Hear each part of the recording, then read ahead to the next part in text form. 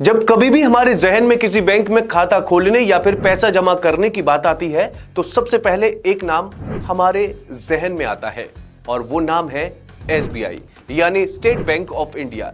लेकिन क्या आप जानते हैं कि एसबीआई की शुरुआत कैसे हुई थी? और क्या आप ये भी जानते हैं कि लगभग 200 साल पहले इसका नाम कुछ और था? सवाल यह भी है कि 200 साल पहले भारत अंग्रेजों का गुलाम था, तो फिर कैसे और किन हालातों में इस बैंक को खोला गया था? सवाल बहुत सारे हैं, तो चलिए आज हम आपको हर एक बात बताएंगे जिसने इतने बड़े बैंक को खड़ा कर दिया।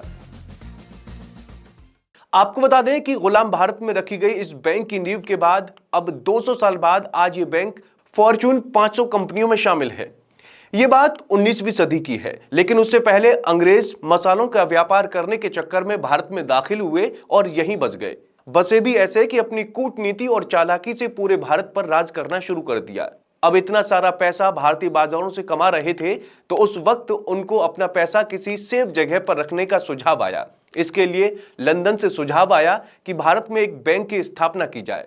फिर लंदन की बात पर अमल किया गया और 19वीं शताब्दी के पहले दशक में यानी 2 जून 1806 को कलकत्ता में भारतीय स्टेट बैंक की नींव रखी गई।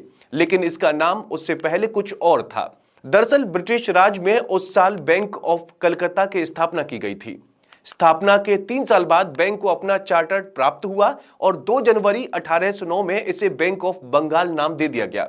ये एक अनूठी संस्था मानी जाती थी जो बंगाल सरकार द्वारा प्रायोजित ब्रिटिश भारत का पहला संयुक्त स्टॉक बैंक था। इसके बाद इसका विस्तार शुरू हो गया। दरअसल उसी दशक में 15 अप्रैल 1840 में मुंबई में बैंक ऑफ बॉम्बे की स्थापना हुई, जबकि 1 जुलाई 1843 में बैंक ऑफ मद्रास शुरू हुआ।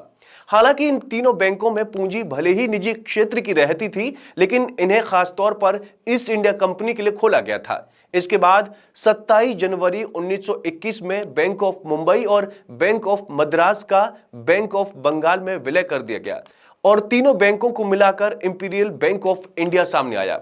इंपीरियल बैंक ऑफ इंडिया बनने से पहले यानी विलय से पहले लंबे समय तक तीनों बैंक भारत में स्वतंत्र रूप से काम कर रहे थे, लेकिन 1823 में ये तीनों बैंक सरकार के नियंत्रण में आ गए। यहां आपको यह भी बता दें कि 1861 से पहले इन तीनों बैंकों को करेंसी छापने का अधिकार भी था। विलय के बने इंपीरियल बैंक ने ब्रिटिश काल में अपना काम जारी रखा। देश को ब्रिटिश शासन की गुलामी से आजादी मिलने तक इंपीरियल बैंक अस्तित्व में रहा। आजाद भारत में साल 1955 में रिजर्व बैंक ऑफ इंडिया ने इंपीरियल बैंक ऑफ इंडिया को पार्लियामेंट्री एक्ट के तहत अधिकृत कर लिया। ऐसा करने के लिए state bank of India act 1955 लाया गया था।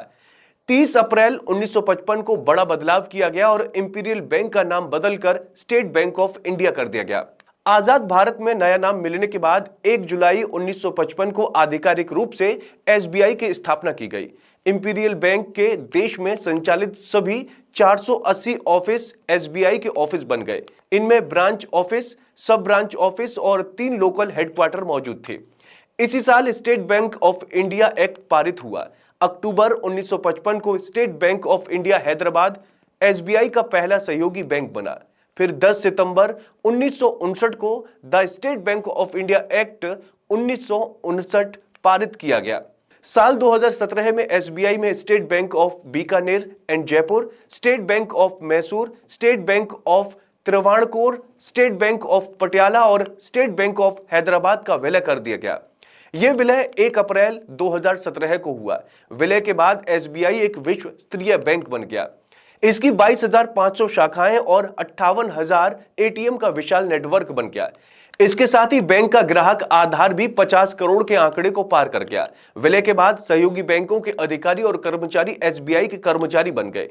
लेकिन 1 जुलाई 1955 को इंपीरियल बैंक का नाम बदलकर स्टेट बैंक ऑफ इंडिया रखे जाने के बाद से ही हर साल 1 जुलाई को एसबीआई की देश विदेश की शाखाओं में बैंक के स्थापना दिवस मनाया जाता है। एसबीआई मुनाफे, जमा संपत्ति, ब्रांच और कस्टमर्स के लिहाज से सबसे बड़ा व्यावसायिक बैंक है। आजादी से पहले शुरू हुए इस बैंक का दायरा अब बहुत बड़ा हो चुका है। एसबीआई दुनिया के बड़े बैंकों की लिस्ट में 43वें नंबर पर है और फॉर्च्यून ग्लोबल 500 लिस्ट में शामिल एकमात्र भारतीय बैंक है। इसके अलावा बॉम्बे स्टॉक एक्सचेंज में लिस्टेड टॉप 10 सबसे मूल्यवान कंपनियों में भी स्टेट बैंक ऑफ इंडिया शामिल है। तो दोस्तों, उम्मीद है आपको जानकारी पसंद आई होगी। वीडियो कैसी लगी कमेंट करके जरूर बताएं और चैनल को जरूर सब्सक्राइब करें।